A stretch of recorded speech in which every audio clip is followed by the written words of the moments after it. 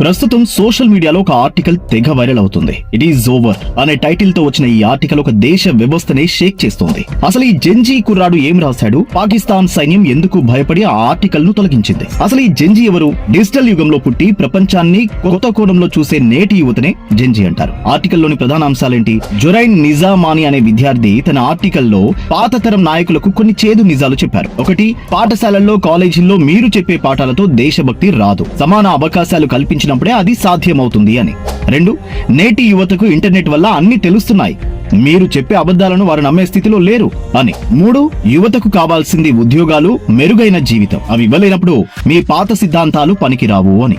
So ఈ article express Tribune లో ప్రచురితమైన కొద్దిసేపటికే సంచలనంగా మారింది. అయితే పాకిస్తాన్ సైన్యంపై విమర్శలున్నాయనే కారణంతో దీనిని తొలగించారు. కానీ ఆశ్చర్యకరంగా ఆర్టికల్ ను తొలగించిన తర్వాతే ఇది మరింత వైరల్ అయ్యింది. వ్యవస్థలు మారాలని కోరుకునే నేటి యువత గొంతుకకు ఇది నిదర్శనంగా నిలిచింది. సో దీనిపై మీ అభిప్రాయాన్ని కామెంట్ చేయండి. ప్రపంచంలో ఏ విషయాన్నైనా అందరికంటే ముందే తెలుసుకోవాలంటే డౌన్లోడ్ వే2న్యూస్ యాప్.